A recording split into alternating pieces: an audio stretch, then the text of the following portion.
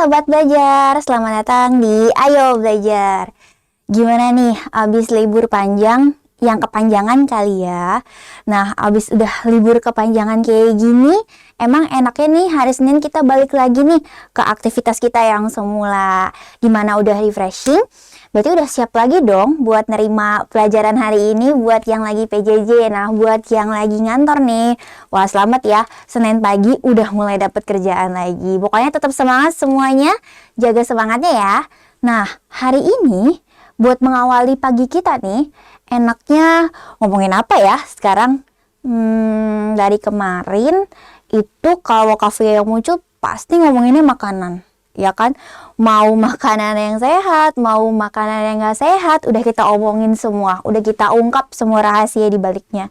Nah, hari ini, di kesempatan kali ini, mau bahasnya makanan lagi loh, Sobat Belajar. Tapi, ada yang beda nih, dari makanan-makanan yang udah kita bahas sebelumnya. Mungkin Sobat Belajar gak sadar kali ya, kalau selama ini ternyata, makhluk hidup ini punya kelebihan nih. Wah, pasti udah tahu sih sebenarnya, kita semua udah tahu kalau misalnya makhluk hidup ini emang punya kelebihan ini. Tapi belum tahu nih sebenarnya hasil dari hal yang dilakukannya itu, hasil dari kelebihannya itu apa nih? Bentuknya apa? Mungkin selama ini belum pernah lihat ya. Nah, makanya hari ini kita mau bahas tentang chef andalan dari semua makhluk hidup. Nah, keren banget gak sih? Chef ini bisa ngasih makan hampir semua makhluk hidup di bumi ini. Kalau sampai nggak ada makhluk ini, bisa-bisa satu bumi ini nggak bisa makan dan semuanya bisa musnah kayak zaman Jurassic Park gitu. Emangnya siapa chef andalan dari semua makhluk hidup ini? Dia itu tumbuhan. Nah, kalau misalnya dari SD ini Sobat Belajar pasti udah belajar kan ya.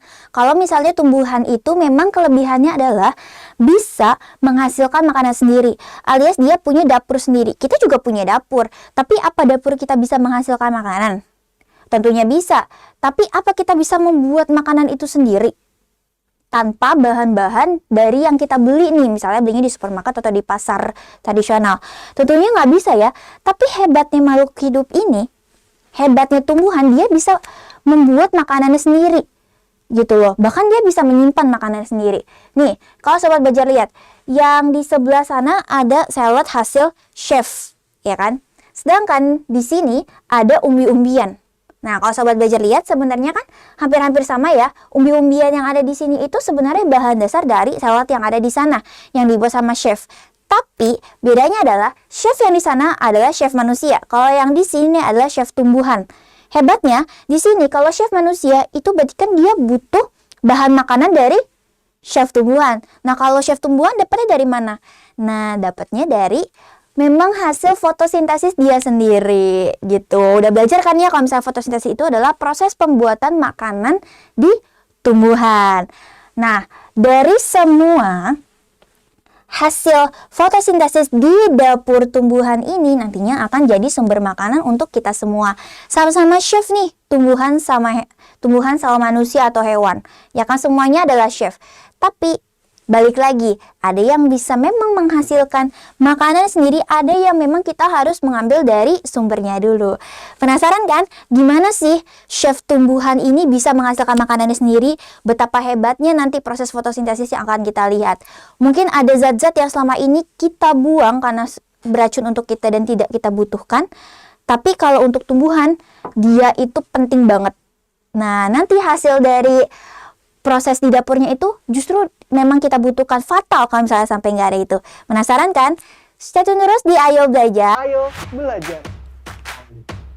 Menurut kalian, apa sih yang terjadi pada pepohonan itu? Lihat deh bulan di sana.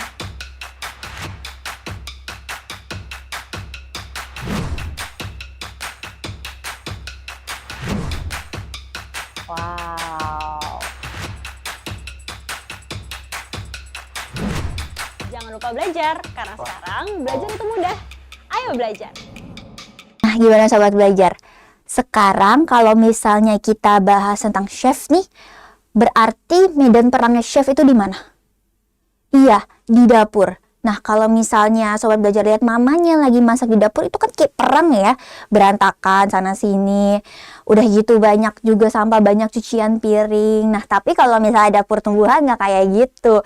Justru dapur tumbuhan itu dapur yang paling rapi ketika sedang proses memasak alias proses fotosintesis. Emangnya di mana sih proses fotosintesis itu terjadi? Kalau misalnya kita belajar di SD, itu adanya di klorofil ya. Tapi sebenarnya klorofil itu adanya di mana sih?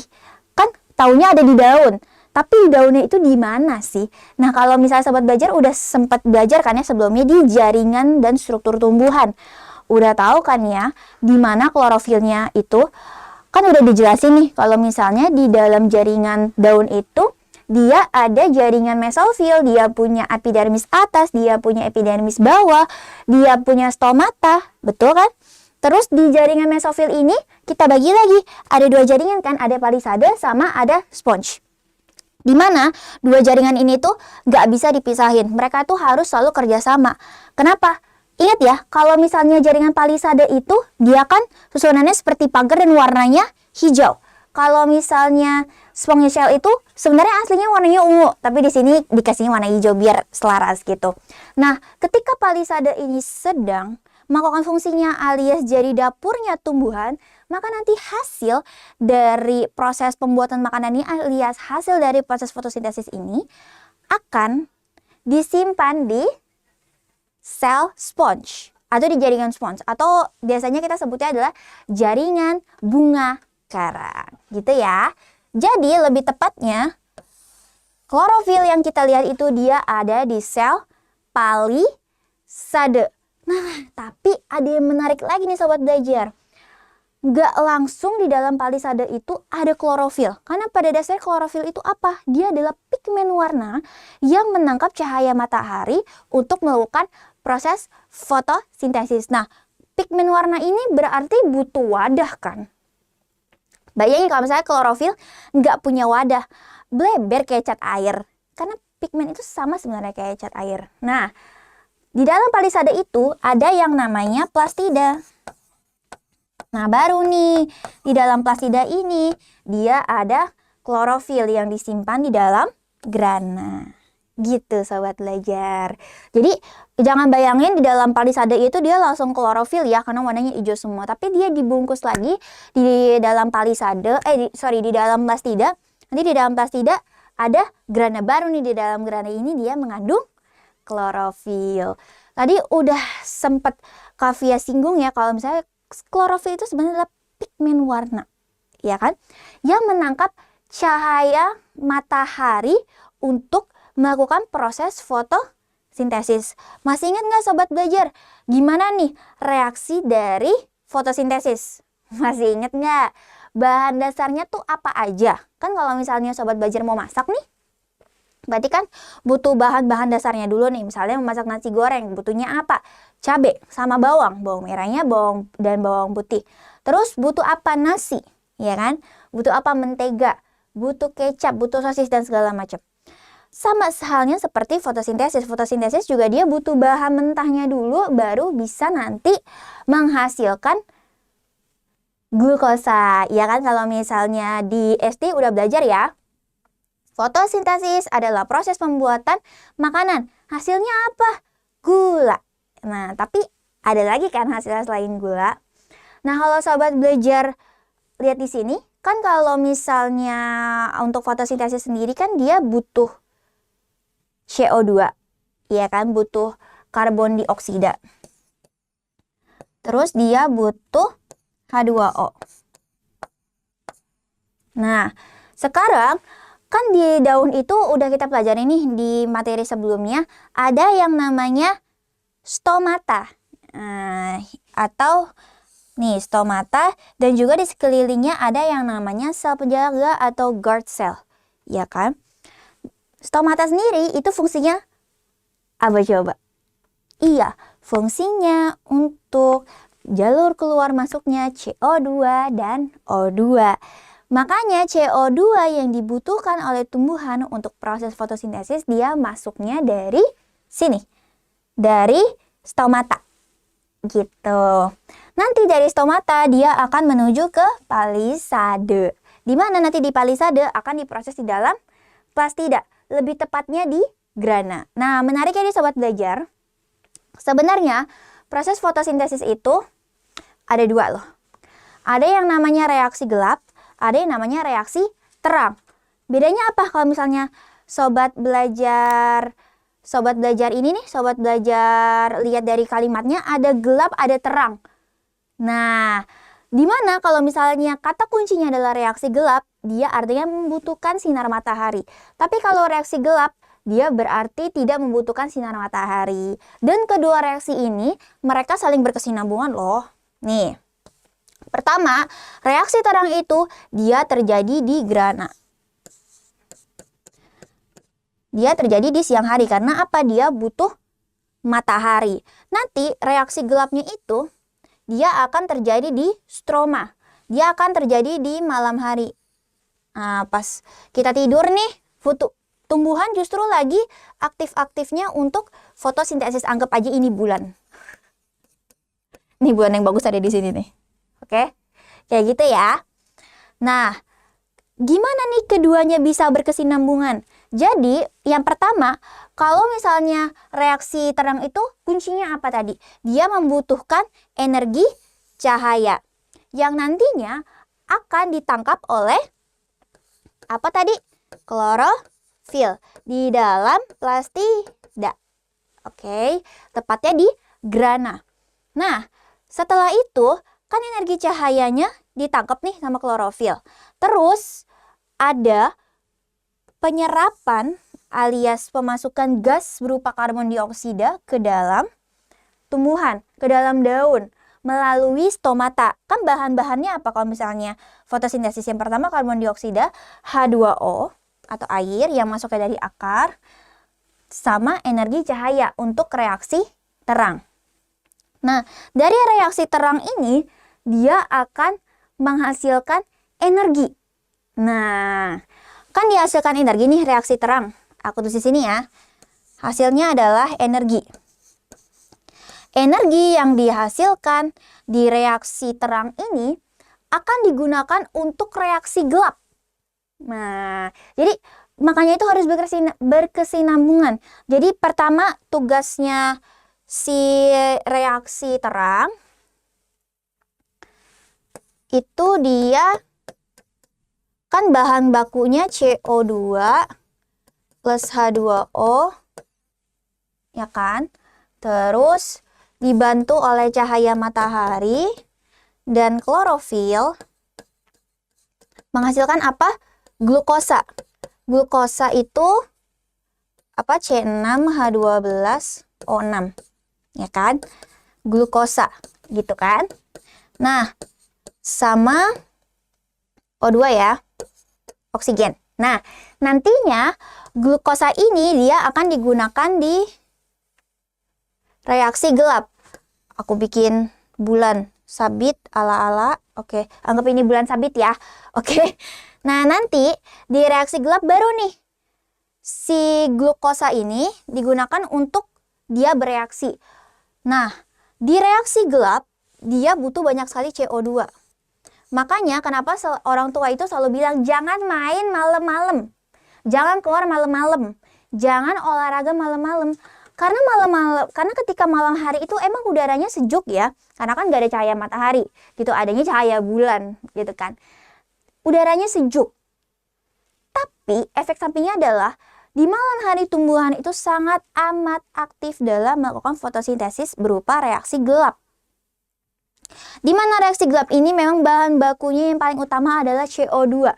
Jadi bayangin kalau misalnya kalian nih main, biasanya nih cowok-cowok nih suka main futsal malam-malam, lolo ya pada yang cowok ya kan, pulang sekolah udah ntar main futsal malam aja. Nah biasanya gitu kan biar nggak panas. Tapi resikonya apa? Kebanyak banget CO2. Kalian bisa bayangin lebih banyak CO2 dibandingkan O2. Kalian main futsal itu butuh banyak banget oksigen kan. Makanya kenapa sebenarnya kalau main di malam hari itu resiko untuk hipoksianya lebih tinggi. Karena ya oksigennya tingkatnya rendah, kebanyakan CO2. Kenapa bisa banyak CO2? Kembali lagi, di malam hari tumbuhan itu dia aktif sekali untuk melakukan reaksi gelap yang bahan bakunya CO2. Nah, bisa bayangin ya. Makanya kalau misalnya lagi camping juga, itu tidak disarankan untuk tidur di bawah pohon. Karena kalian bisa hipoksia. Apalagi kalian bayangin nih, tumbuhan lagi aktif mengambil CO2, terus kalian tidur di bawah tumbuhan. Gimana nggak hipoksia, Bang? Iya kan? Nah, makanya tidak disarankan. Makanya kalau camping tidurnya bawa tenda aja, bawa bivak kayak minimal gitu. Bawa bivak, terus bawa matras pakai sleeping bag jadi kepompong. Nah, cukup kayak gitu aja. Jadi memang disarankan kalau camping itu butuh persiapan yang banyak. Jangan sampai kalian ya mau camping, mau back to nature, tapi malah nanti jadi celaka gitu. Oke? Next, kita kembali lagi. Nah, udah nih. Kan reaksi terang sama reaksi gelap. Nah, terus kan kalau yang Sobat Belajar tahu, tumbuhan tuh kan kayak nggak kelihatan hidup ya istilahnya. Dia diem, cuma ke bawah angin, gini-gini doang. Terus gimana ceritanya nih Sobat Belajar bisa tahu kalau misalnya tumbuhan itu dia melakukan fotosintesis. Ada nih salah satu percobaannya. Biasanya sih kalian udah banyak banget praktik di sekolah. Nah, di sini namanya ada percobaan SOX. SOX itu dia penemunya. Nah, yang dibutuhkan apa? Daun. Jadi untuk percobaan SOX itu dia mau melihat daun ini dia bisa melakukan fotosintesis atau tidak. Gitu. Nah, pertama daunnya akan direndam atau dididihkan di air mendidih dulu yang pertama. Untuk membunuh sel pada daun. Oke. Nah, setelah sel-sel pada daunnya ini mati karena direbus, terus diambil nih, ya kan, air rebusan sama daun yang sudah direbus tadi. Kan kalau daun direbus itu biasanya dia langsung mengkerut gitu kan. Nah, udah habis dididihkan, sel-selnya dimatikan, terus dia direndam lagi nih di dalam alkohol. Nah, ini kan dia direndam alkohol. Terus di sini dipanasin lagi pakai spiritus daunnya. Habis itu dicuci. Nah, habis dicuci dikasih iodin. Nah, iodin ini dia adalah indikator untuk glukosa. Kalau misalnya dia berubah warna jadi biru tua, maka daun itu berarti bisa melakukan fotosintesis. Tapi kalau misalnya tidak, berarti dia tidak bisa melakukan fotosintesis. Karena kembali lagi kan, fotosintesis itu hasil akhirnya apa? Glukosa kan. Nah, kalau glukosa dia indikatornya bisa pakai iodin, bisa pakai benedik ya gitu. Bisa pakai benedik gitu kan. Nah, kalau misalnya ingat tadi, kalau dia pakai iodin berarti di sini hasil glukosa. Kalau misalnya dia berubah warna berarti dia bisa melakukan fotosintesis. Kalau misalnya enggak, berarti dia nggak akan berubah warna. Gitu. Berubah warnanya jadi apa, Kak? Jadi biru tua gitu. Kalau di sini dia tidak berubah warna. Kenapa? Karena ketika daunnya itu dilarutkan di dalam alkohol, nah pigmen klorofilnya itu dia ikut larut gitu loh. Nah, jadi kalau misalnya pigmennya larut, otomatis daunnya nggak bisa melakukan fotosintesis dong. Nah, kayak gitu. Gimana? Ternyata baru tahu ya kalau misalnya fotosintesis itu nggak cuma sekali jalan, alias ada 2 kali proses. Ada proses reaksi terang tadi sama reaksi gelap. Nah, buat Sobat Belajar nih, biar makin ngerti, coba kita lihat dulu soalnya ya. Ingat kok sebelum ngerjain soal kita punya jargon apa? Sobat Belajar pasti bisa. Coba kita lihat ya. Di sini yang pertama adalah ditanya nih, mengapa pada malam hari kita tidak diwajibkan, ya tidak disarankan untuk tidur di bawah pohon. Nah, tadi udah sempat kita bahas ya, kenapa kalau misalnya lagi camping nggak boleh tidur di bawah pohon. Yang pertama, dia bilang terjadi proses perombakan senyawa. Nah, yang B, pada malam hari dihasilkan senyawa berbahaya. C, tumbuhan memerlukan oksigen di malam hari. Yang D, tumbuhan tidak memerlukan oksigen di malam hari. Coba kita lihat yang C sama D dulu ya, ini karena hampir sama. Tumbuhan memerlukan oksigen di malam hari. Sebenarnya pada dasarnya tumbuhan itu butuh oksigen nggak sih? Justru tumbuhan itu malah menghasilkan oksigen, betul. Nah, makanya yang D, tumbuhan tidak memerlukan oksigen di malam hari. Ya memang nggak butuh, dia mau reaksi terang, mau reaksi gelap, ya dia memang tidak butuh oksigen. Terus yang A, dia bilang terjadi proses perombakan senyawa. Di mana proses perombakan senyawanya itu sebenarnya terjadi di reaksi terang. Pemecahan itu semua terjadi di reaksi terang. Baru pembentukan terjadi di proses reaksi gelap. Nah, berarti ini kita cross ya. Oke, terakhir satu titik jawaban adalah B. Pada malam hari dihasilkan senyawa berbahaya berupa CO2. Makanya jawabannya adalah B. Kita checklist ya. Oke, jadi jawabannya adalah B. Ingat ya Sobat Belajar, berarti sekarang Sobat Belajar udah nggak boleh lagi yang namanya kalian keluar di malam hari terlalu lama. Apalagi olahraga. Oke. Selanjutnya kita lihat nih, ada tabel. Nah, di tabel ini adalah hasil praktikum tadi. Nah, dia bilang nih, ada keadaan daun, nah warna daun sebelum ditetesi sama setelah ditetesi. Nah, dia bilang yang pertama daunnya itu yang pertama ditutup kertas aluminium. Yang kedua tidak ditutup kertas aluminium. Nah, terus abis itu warna daunnya sebelum ditetesi iodium kan sama-sama warna hijau ya. Dua-duanya. Nah, tapi setelah ditetesi iodium, yang pertama dia warnanya masih hijau muda. Yang kedua, dia hijau muda dengan bercak keunguan. Nah, yang kedua berubah nih Sobat Belajar. Ya kan? Sobat Belajar lihat nih. Di sini daun itu ditutup sama kertas aluminium. Sedangkan yang kedua itu tidak ditutup.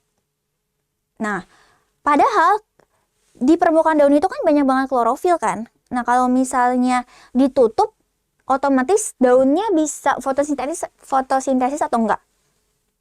Nggak bisa kan? Nah, makanya daun yang ditutup dengan kertas aluminium warnanya tidak berubah setelah diberikan iodium. Ingat yang tadi Kak Fia udah sempat bilang, kalau misalnya dia memang menghasilkan glukosa, ya kan?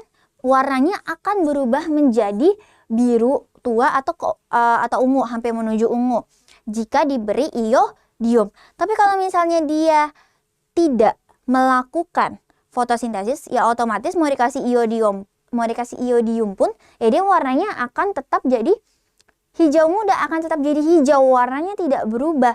Ya karena kan nggak ada reaksi yang dihasilkan oleh daun tersebut. Kalau nggak ada reaksi, ya warnanya akan berubah kan? Warnanya nggak akan berubah kan? Kayak gitu. Makanya pertanyaannya adalah, berdasarkan hasil pengamatan tersebut dapat disimpulkan bahwa A.